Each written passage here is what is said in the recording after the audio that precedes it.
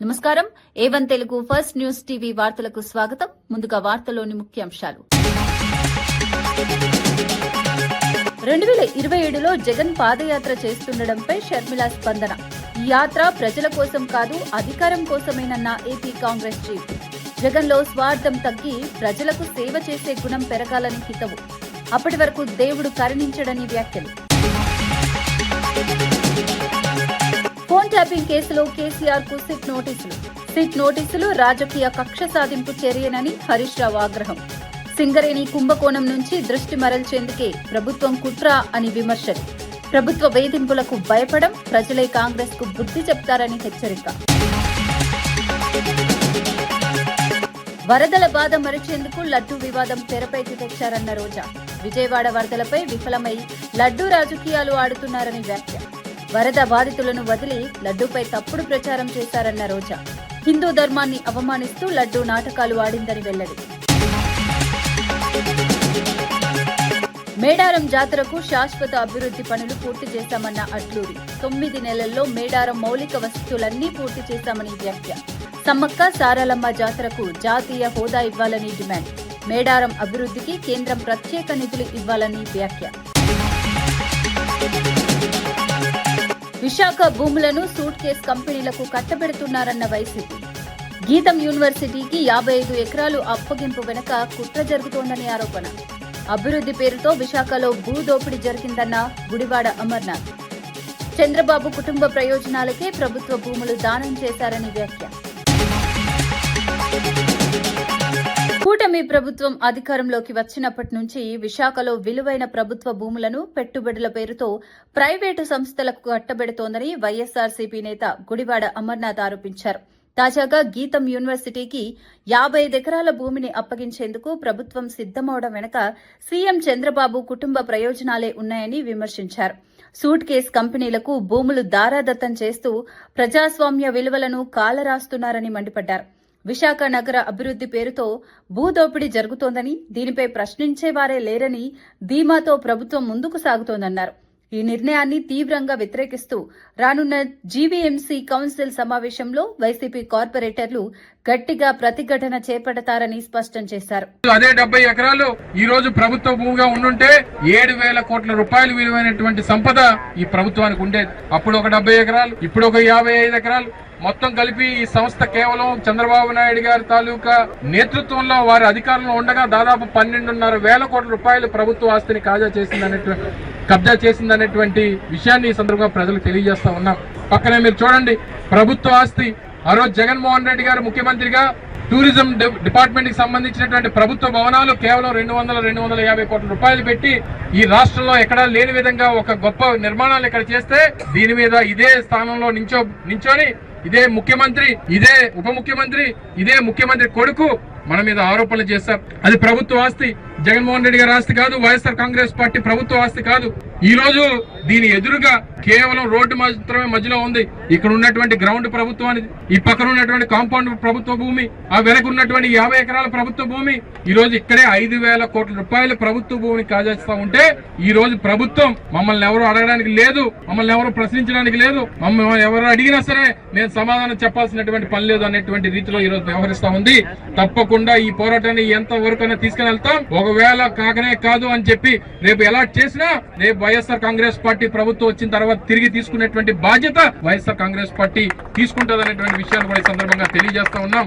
రానున్నటువంటి కాలంలో వైఎస్ఆర్ కాంగ్రెస్ పార్టీ శ్రేణులంతా కూడా దీని మీద పెద్ద ఎత్తున ఇప్పటికే పెద్దలు శాసనమండలి ప్రతిపక్ష నాయకులు బొత్స సత్యనారాయణ గారు గాని, లేదా పెద్దలు రీజనల్ కోఆర్డినేటర్ కన్నబాబు గారు గాని, స్థానిక పార్టీ అధ్యక్షులు కేకే రాజు గారు గాని, మధ్య శ్రీనివాసరావు గారు గాని అందరం కూడా కలిసికట్టుగా దీని మీద పోరాటం చేస్తా ఉన్నాం.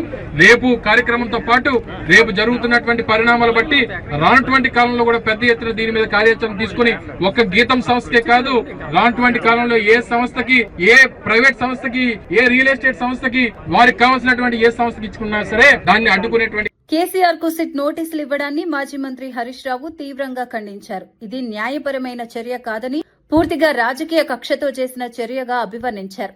కేసీఆర్ లాంటి నాయకుడికి నోటీసులు ఇవ్వటం సూర్యుడిపై ఉమ్మేసినట్లేనని వ్యాఖ్యానించారు. ప్రభుత్వ వైఫల్యాలను ప్రశ్నించినందుకే ప్రతీకారంగా నోటీసులు పంపుతున్నారని ఆరోపించారు. ఎన్ని నోటీసులు ఇచ్చినా బీఆర్ఎస్ వెనక్కి తగ్గదని, చట్టపరంగా రాజకీయంగా పోరాడుతూనే ఉంటామని స్పష్టం చేశారు. ప్రజా సమస్యలపై మాట్లాడితే వేధింపులకు గురిచేయటం ప్రజాస్వామ్యానికి ప్రమాదకరమని అన్నారు. కాంగ్రెస్ ప్రభుత్వం భయపడి ఈ తరహా చర్యలకు పాల్పడుతోందని, చివరకు ప్రజలే తగిన బుద్ధి చెబుతారని హరీష్ రావు హెచ్చరించారు.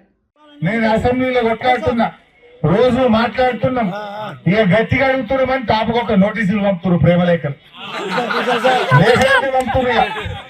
ఇంకా ఇలా కేసీఆర్ కి పంపిరట, నీ ముఖానికి కేసీఆర్ కి పంపే తెలియని. తెలంగాణ తెచ్చినోడు కేసీఆర్, తెలంగాణను పచ్చబడగొట్టినోడు కేసీఆర్, ప్రజల బతుకుల్లో కొత్త వెలుపురిచ్చినోడు కేసీఆర్. నువ్వు ఏం చేసినావు నాయన? ఏదైనా కేసీఆర్ కు నోటీస్ ఇచ్చుడంటే సూర్యుని మీద ఉమ్మేసినట్టే కదా. కేసీఆర్ లాంటి మనిషి దొరుకుతాడా? ఇవాళ గంట పెద్ద మనిషిని పట్టుకొని నీకు ఏ శాత కాక, రైతు బంధు ఏ శాత కాక, బోనస్ ఎగ్గొట్టి రుణమాఫీ చేయక, ఇవన్నీ మేము అడుగుతున్నామని మాకు నోటీసులు పంపు. నువ్వు ఎన్ని పంపుతావో పంపు, తప్పకుండా ఇంకా గట్టి కొట్లాడతాం, బరాబర్ తెలంగాణ కోసం కొట్లాడతాం. వైఎస్ షర్మిల చేసిన వ్యాఖ్యలు ఏపీ రాజకీయాల్లో చర్చనీయాంశంగా మారాయి. జగన్ కు అధికారం సూట్ కాలేదని, మరోసారి అధికారంలోకి రావాలంటే ఆయనలో మార్పు రావాల్సిందేనని వ్యాఖ్యానించారు. స్వార్థాన్ని తగ్గించుకుని ప్రజల పట్ల మంచితనం పెంచుకుంటే దేవుడే అవకాశం ఇస్తాడేమోనని సూచించారు. అధికారం అంటే బాధ్యత అని, ప్రజల నమ్మకాన్ని గెలుచుకోవటమే అస్సలు రాజకీయ నాయకుడి లక్ష్యమని అన్నారు. గత పాలనలో ప్రజల్లో ఏర్పడిన అసంతృప్తిని గుర్తించి జగన్ ఆత్మపరిశీలన చేసుకోవాల్సిన అవసరం ఉందన్నారు. ఈ వ్యాఖ్యలు వైసీపీ శ్రేణుల్లో భిన్నాభిప్రాయాలకు దారితీయగా రాజకీయ వర్గాల్లో విస్తృత చర్చకు కారణమయ్యాయి. అంటే ఒక మనిషి నిజమైన నైజం తెలియాలంటే ఆయనకు అధికారం ఇచ్చి చూడండి అని అన్నాడు. మనం చూసాం, పవర్ సూట్ అవ్వలేదు జగన్మోహన్ రెడ్డి గారికి. Power did not suit him. Jaganmohan Reddy గారి నేచర్ మారాలి, జగన్మోహన్ రెడ్డి గారి నైజం మారాలి.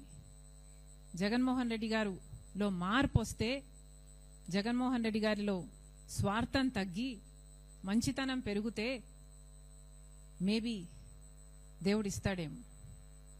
కానీ అంతవరకు దేవుడు ఆశీర్వదించడు, ప్రజలు ఆశీర్వదించరు. ఇక మేం చేస్తున్న యాత్ర ఎప్పుడో ఎలక్షన్లకు ముందు జగన్మోహన్ రెడ్డి గారు మేడారం మహాజాతర సందర్భంగా ఉప ముఖ్యమంత్రి మల్లు బట్టి విక్రమార్క, ఎమ్మెల్సీ మహేష్ కుమార్ గౌడ్ దంపతులు వనదేవతలను దర్శించుకున్నారు. మంత్రులు సీతక్క, పొంగులేటి శ్రీనివాసరెడ్డి, అడ్లూరి లక్ష్మణ్లతో కలిసి అమ్మవార్లకు నిలువెత్తు బంగారం మొక్కులు సమర్పించారు. తెలంగాణ రాష్ట్రం సుఖ సంతోషాలతో అభివృద్ది చెందాలని వారు ప్రార్థించినట్లు తెలిపారు. మేడారం జాతర దేశవ్యాప్తంగా భక్తులను ఆకర్షిస్తున్న మహా ఉత్సవమని పేర్కొన్నారు. గిరిజన సాంప్రదాయాలకు ప్రతీకగా నిలిచిన ఈ జాతరకు ప్రభుత్వం పూర్తిస్థాయి మద్దతు అందిస్తోందన్నారు. భక్తులకు ఎలాంటి ఇబ్బందులు కలగకుండా అన్ని ఏర్పాట్లు చేసిన అధికారులను అభినందించారు.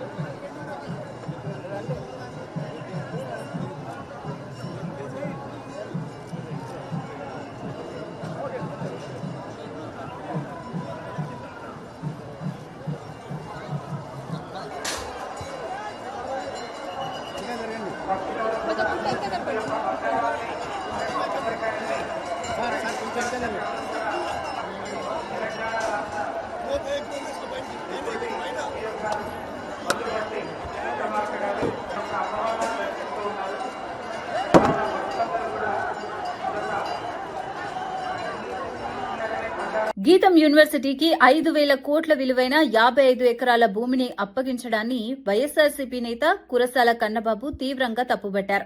పేద విద్యార్థుల నుంచి లక్షల ఫీజులు వసూలు చేస్తున్న సంస్థకు ఇంత భారీ భూమి కేటాయించడం అన్యాయమన్నారు. గత వైసీపీ ప్రభుత్వ హయాంలో ఈ భూములపై ఫెన్సింగ్ వేసి రక్షణ కల్పించగా ఇప్పుడు చంద్రబాబు ప్రభుత్వం భూదోపిడీకి సహకరిస్తోందని ఆరోపించారు. మహాత్మా గాంధీ పేరు పెట్టి భూముల కబ్జాకు ప్రయత్నించడం సిగ్గుచేటని మండిపడ్డారు. విశాఖ ఎంపీగా ఉండి ఆంధ్ర యూనివర్సిటీని అవమానించే వ్యాఖ్యలు చేసిన వారికి ఇలాంటి లబ్ధి కల్పించడం తగదని పేర్కొన్నారు.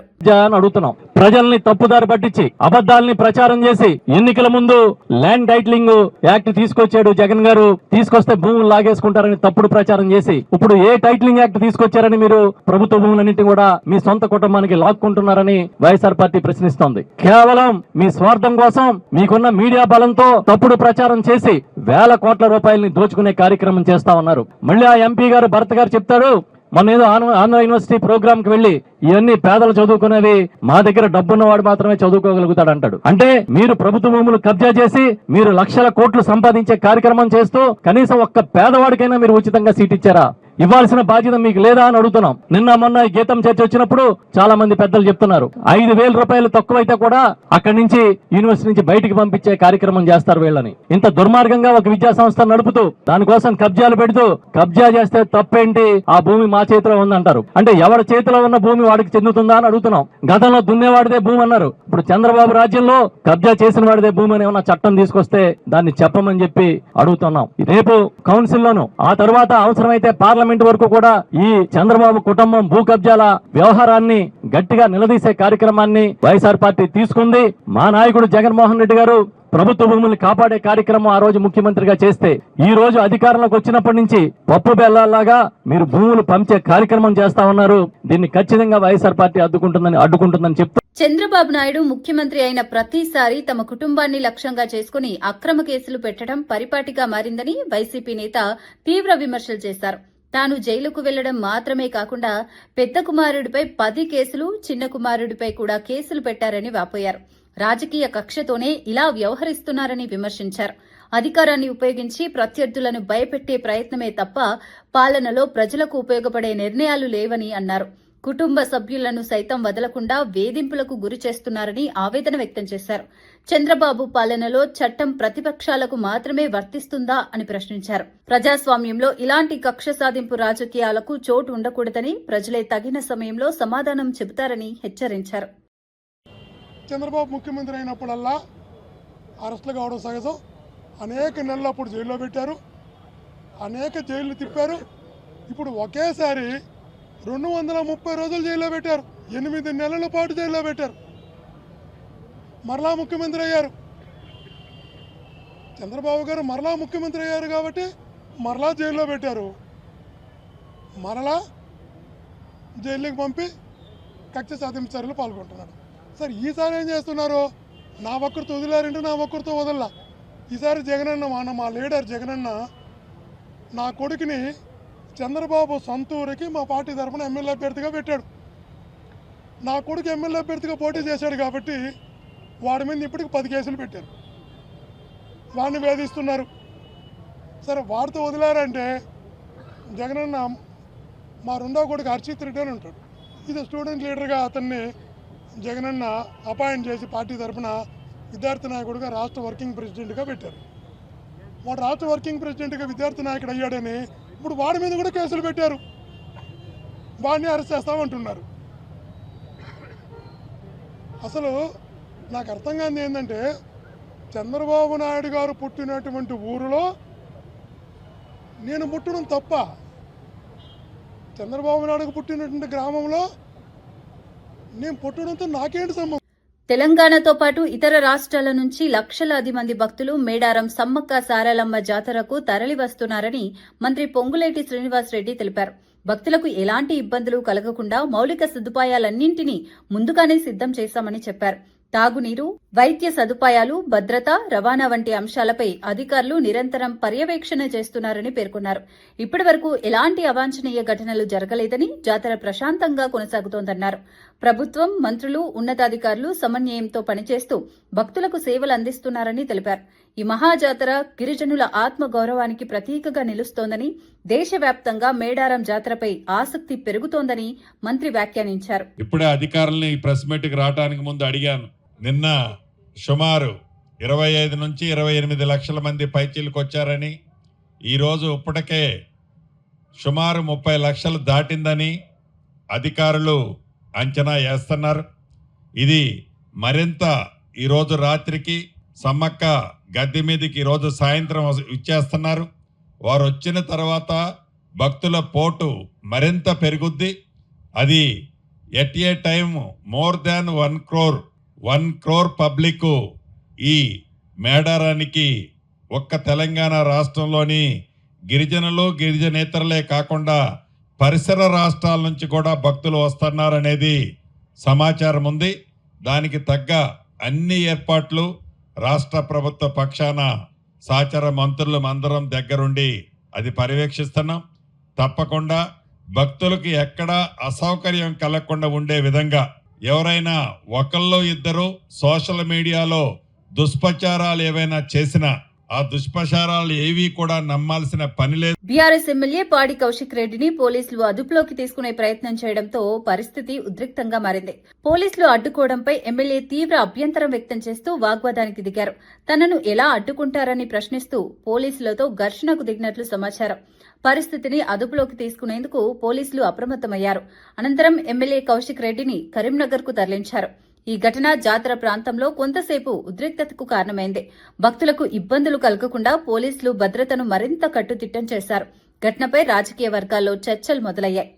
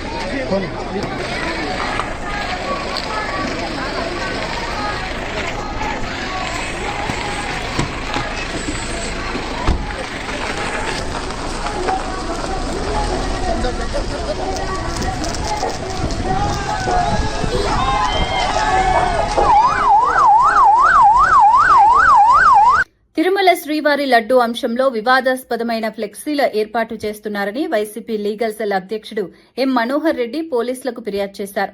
సిట్ నివేదికలో జంతువుల కొవ్వు లేదని తేలినా కూటమి నేతలు దుష్ప్రచారం చేస్తున్నారని ఆరోపించారు. సుప్రీంకోర్టు దేవుడిని రాజకీయాలకు దూరంగా ఉంచాలని చెప్పినా ఆ ఆదేశాలను కూడా బేఖాతరు చేస్తున్నారని మండిపడ్డారు. వివాదాస్పద ఫ్లెక్సీలతో ప్రజల మనోభావాలను దెబ్బతీస్తున్నారని విమర్శించారు. ఫ్లెక్సీలు ఏర్పాటు చేసిన వారిపై సీసీ కెమెరా ఫుటేజ్ ఆధారంగా చర్యలు తీసుకోవాలని డిమాండ్ చేశారు. అవసరమైతే న్యాయ పోరాటం కొనసాగిస్తామని స్పష్టం చేశారు. తిరుమల లడ్డూ అంశాన్ని రాజకీయ లబ్ధికి వాడుకోవడం తగదని పేర్కొన్నారు. దాదాపు 300 పేజీలు అనేక శాస్త్రీయంగా పరిశోధించే చేశారు. వాళ్ళు చేసిన తప్పుడు ప్రచారానికి పశ్చాత్తాపడి హిందువుల మనోభావాలను గౌరవించాల్సింది పోయి ఎదురుదాడికి దిగడం అనేది చాలా సిగ్గుచేటైన విషయం. గత ప్రభుత్వం పైన జగన్ గారి పైన ఇలాంటి విష ప్రచారం చేయడాన్ని మేము తీవ్రంగా ఖండిస్తున్నాం. ఇప్పుడు వీళ్ళు మరీ బరిదేగించినారు. సుప్రీంకోర్టు చెప్పినప్పటికీ ఎవరు దీని గురించి మాట్లాడొద్దండి అని చెప్పినప్పటికీ ఛార్జ్ షీట్ లో లేని అంశాలను బయట పబ్లిక్ గా నిస్సిగ్గుగా పోస్టర్లు వేసి వైఎస్ఆర్సీపీ నాయకత్వాన్ని బలహీనపరచాలని చూస్తున్నారు. ఇది ఖచ్చితంగా చట్టాన్ని ఉల్లంఘించడమే. ఈ పోస్టర్లు ఎవరెవరు వేశారో, ఎక్కడ తయారు చేశారో, ఆ సీసీటీవీ ఫుటేజ్లు ఇవన్నీ కూడా మా దగ్గర ఉన్నాయి. దీనికి సంబంధించి మేము పోలీస్ స్టేషన్లో కంప్లైంట్లు ఇస్తాం. ఒకవేళ పోలీసులు ఆ కంప్లైంట్లు స్వీకరించి రిజిస్టర్ చేయకపోతే మేము హైకోర్టును కూడా ఆశ్రయిస్తాం. మళ్ళీ చెప్తున్నాం, మేము ఇంత దిగజారి ఫ్లెక్సీలు ఏర్పాటు చేసి జగన్ గారిని నిందిస్తున్న వారెవరిని వదిలిపెట్టం. చట్టపరంగా కఠినమైన చర్యలు తీసుకునేదానికి వైఎస్ఆర్సీపీ లీగల్ సెల్గా వైఎస్ఆర్ కాంగ్రెస్ పార్టీగా మేము చిట్టయి సుప్రీంకోర్టు వరకు కావాలంటే అవసరమైతే మేము న్యాయ పోరాటం చేస్తామని తెలియజేస్తున్నాం.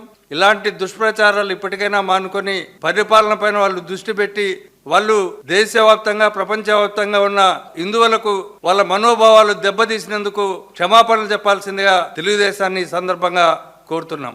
ఈ ఏడాది మేడారం మహాజాతరకు భక్తుల రద్దీ గతంతో పోలిస్తే విపరీతంగా పెరిగిందని మంత్రి సీతక్క తెలిపారు. గత 40 రోజులుగా భక్తులు పెద్ద సంఖ్యలో తరలి వస్తున్నారని చెప్పారు. వచ్చిన భక్తులకు ఎలాంటి అసౌకర్యం కలగకుండా అన్ని ఏర్పాట్లు చేశామని వెల్లడించారు. ఈ మహాజాతర కోసం భారీగా నిధులు కేటాయించి అభివృద్ది పనులు చేపట్టిన ముఖ్యమంత్రి రేవంత్ రెడ్డికి కృతజ్ఞతలు తెలిపారు. రహదారులు, తాగునీరు, పారిశుద్ధ్యం, భద్రత వంటి అంశాలపై ప్రత్యేక దృష్టి పెట్టామని చెప్పారు. మేడారం జాతర తెలంగాణ గర్వకారణమని, దేశవ్యాప్తంగా గుర్తింపు తెచ్చుకుంటోందన్నారు. భక్తుల సహకారంతో జాతరను విజయవంతంగా నిర్వహిస్తున్నామని మంత్రి పేర్కొన్నారు. మరి మొదలుపెట్టిన నాటి నుంచి మాకు కూడా ఖచ్చితంగా కంప్లీట్ చేస్తామన్నటువంటి ధైర్యం, వారి అనుభవం, మాకు ఇచ్చిన సపోర్ట్ తోటి సీనన్న గారితో ఈరోజు ఇంత అద్భుతంగా మనము తీర్చిదిద్దుకోవడానికి వారి శ్రమను మరి ఆ తల్లులు సంపూర్ణంగా గుర్తించి వాళ్ళకు జరిగే పట్టాభిషేకం, వాళ్ళకు జరిగే వైభవానికి మరి ఒక సైనికుడిలా ఇక్కడ పనిచేసినందుకు మరి సీనన్న గారికి, ఎంటైర్ మా ఆదివాసీ కమ్యూనిటీ కానీ, సమ్మక్క సారలమ్మ భక్తులు అందరూ కూడా మరి కృతజ్ఞతలు తెలుపుతా ఉన్నాం. ముఖ్యమంత్రి గారికి కూడా రుణపడి ఉంటాము. ఎందుకంటే వారు 2010 నుంచి ఈ జాతరకు వస్తున్నాడు. నాకు తెలిసి మేమిద్దరం 2009లో ఎమ్మెల్యేలమైనాం. 10 నుంచి జాతర మొదలైంది. ప్రతి జాతరలో రావడం మొదలైంది. ముఖ్యమంత్రి అయిన తర్వాత ఇంకా ఆ పట్టుదలను, ఆ భక్తిని, ఆ బంధాన్ని పెంచుకొని మరి బాధ్యతగా ఈ గుడి నిర్మాణానికి అన్ని రకాలుగా సహాయం చేసి మరి మాకు ఎప్పుడు కూడా వెన్నుదన్నుగా ఉన్నందుకు ముఖ్యమంత్రి గారికి, మా డిప్యూటీ సీఎం గారికి, భట్టి గారికి, మా ఎంటైర్ మంత్రులకు, మా జిల్లా మంత్రి సురేఖక్క గారికి, మా సోదరి, అదేవిధంగా ట్రైబల్ మంత్రి అడ్లూరు లక్ష్మణన్న గారికి, ఇక్కడ పనిచేస్తున్నటువంటి విజయవాడలో వరదల కారణంగా ప్రజలు తీవ్ర ఇబ్బందులు ఎదుర్కొంటున్న సమయంలో ప్రభుత్వం పూర్తి స్థాయిలో సహాయక చర్యలు చేపట్టడంలో విఫలమైందని వైఎస్సార్సీపీ రాష్ట్ర అధికార ప్రతినిధి రోజా విమర్శించారు. తినడానికి తిండి లేక నివాసాలు కోల్పోయి ప్రజలు అల్లాడుతున్న వేళ ఆ దృష్టిని మళ్లించేందుకే తిరుమల లడ్డు కల్తీ అనే తప్పుడు ప్రచారాన్ని చంద్రబాబు, పవన్ కళ్యాణ్ ప్రారంభించారని ఆరోపించారు. సాక్షాత్తు వెంకటేశ్వర స్వామి లడ్డూపైనే అనవసర ఆరోపణలు చేయటం హిందూ ధర్మాన్ని అవమానించడమేనని ఆమె మండిపడ్డారు. హిందూ ధర్మ పరిరక్షకుడిగా చెప్పుకునే ప్రధాని మోడీ ఈ అంశంపై స్పందించాలని, ఇటువంటి నేతలను కూటమి నుంచి తొలగించాలని డిమాండ్ చేశారు. వరద బాధితులకు న్యాయం చేయకుండా రాజకీయ నాటకాలు ఆడటం దుర్మార్గమని రోజా వ్యాఖ్యానించారు.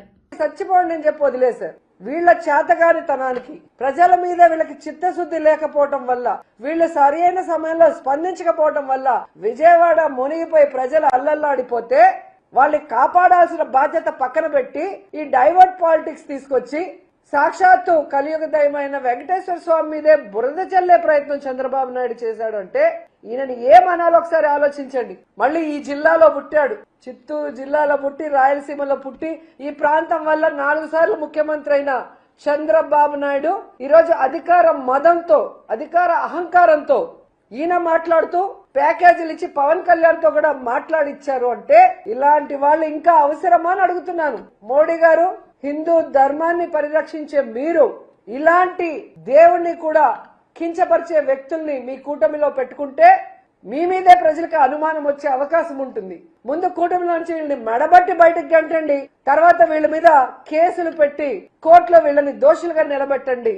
వీళ్ళు చేసిన తప్పుకి పనిష్మెంట్ ఇవ్వండి అని కూడా మనస్ఫూర్తిగా కోరుకుంటున్నా. ఎందుకంటే తండ్రి లాంటి సాక్షాత్తు మామగారైన ఎన్టీఆర్ గారినే తన పదవి కోసం శ్రీలోలుడిగా చిత్రీకరించి ఆయన చావుకు కారణమైన చంద్రబాబు నాయుడికి రాజకీయం కోసం దేవుణ్ణైనా మోసం చేయగలడనేది మరోసారి ప్రూవ్ చేసుకున్నాడు. ఇంత దరిద్రమైన పొలిటీషియన్ ఈ దేశంలో ఎవరూ లేదు అని కేసీఆర్ గారు ఎప్పుడు చెప్తారే అదే నిజమని మరోసారి ప్రూవ్. మేడారం సమ్మక్క సారలమ్మ మహాజాతరకు రాష్ట్ర ప్రభుత్వం అన్ని విధాలా విస్తృత ఏర్పాట్లు చేస్తుందని మంత్రి అడ్లూరి లక్ష్మణ్ కుమార్ తెలిపారు. ఈసారి చేపట్టిన అభివృద్ది పనులు తాత్కాలికంగా కాకుండా శాశ్వత ప్రాతిపదికన జరిగాయని స్పష్టం చేశారు. అమ్మవార్ల గద్దెల నిర్మాణం నుంచి మేడారం పరిసర ప్రాంతాల మౌలిక సదుపాయాల వరకు కేవలం 9 నెలల్లో పూర్తి చేయడం ప్రభుత్వ కట్టుబాటుకు నిదర్శనమన్నారు. లక్షలాది మంది భక్తులు వచ్చే ఈ మహాజాతరకు జాతీయ హోదా కల్పిస్తే మరింత అభివృద్ది సాధ్యమవుతుందని తెలిపారు. అందుకే కేంద్ర ప్రభుత్వం సరిపడా నిధులు విడుదల చేయాలని విజ్ఞప్తి చేస్తున్నట్లు చెప్పారు.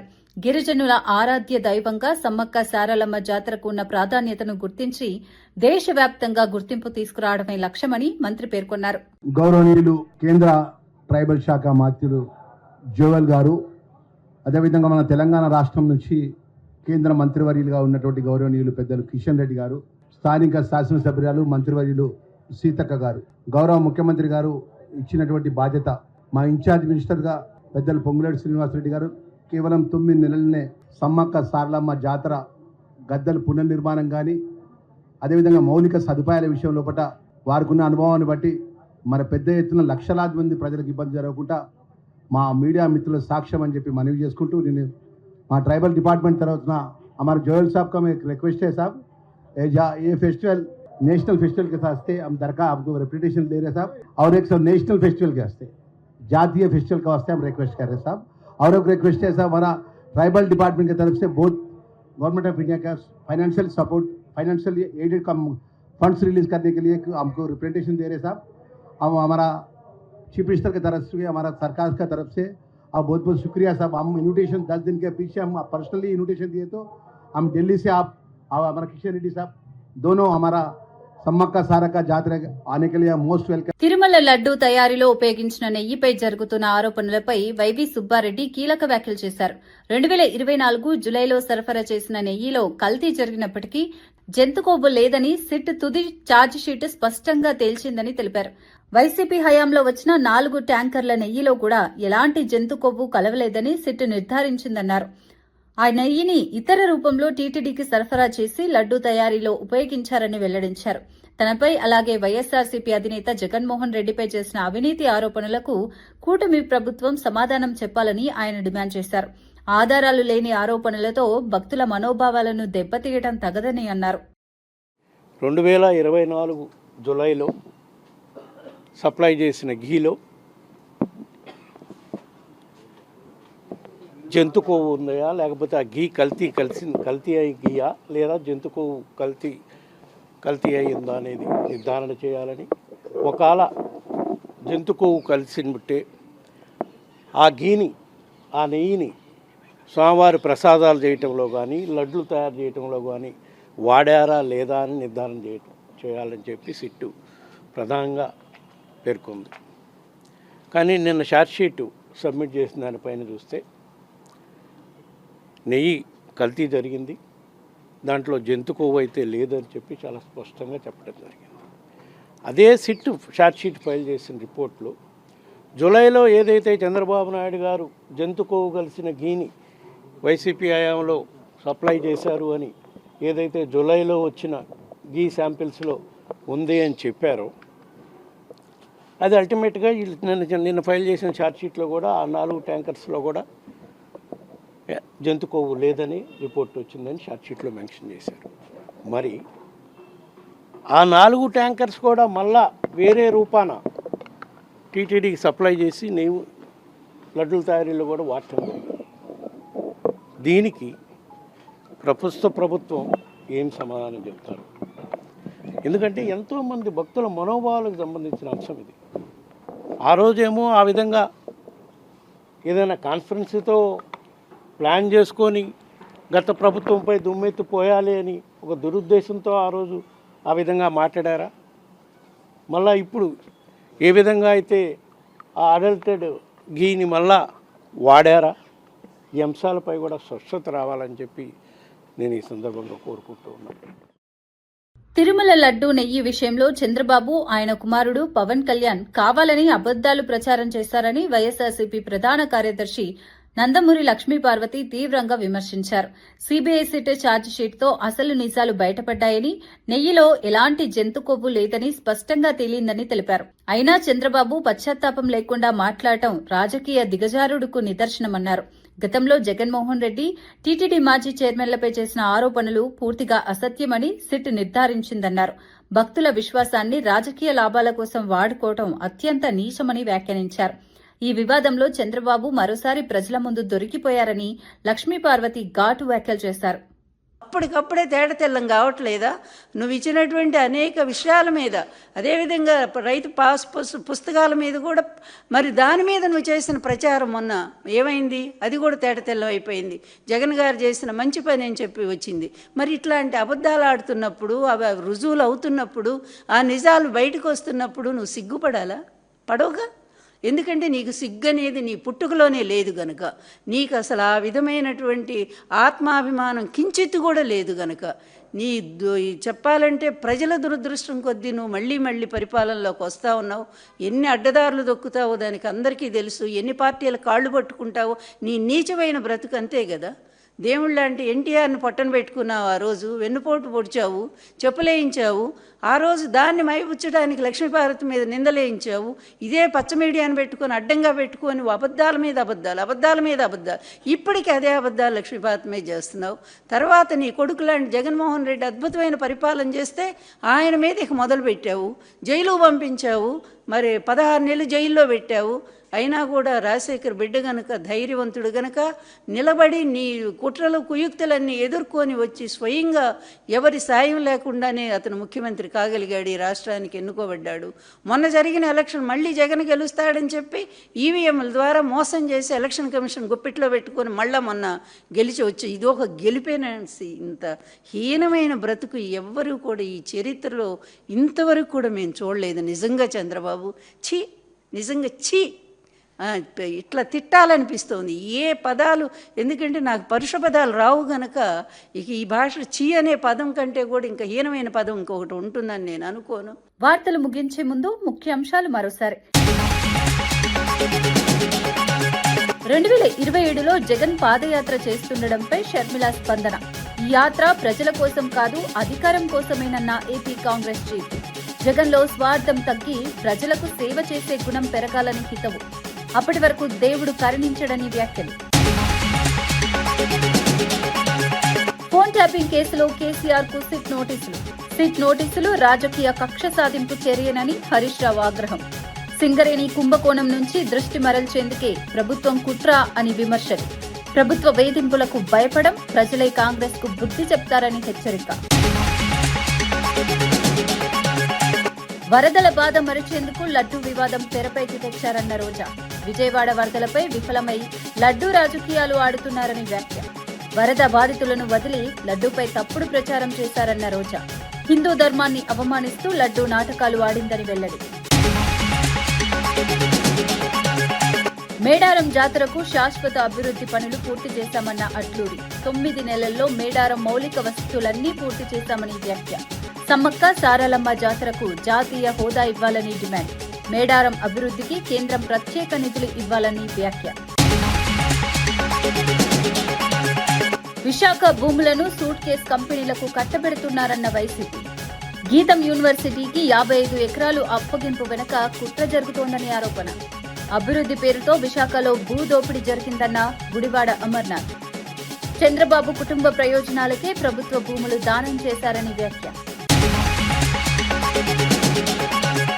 ఇవి నాటి వార్తా విశేషాలు.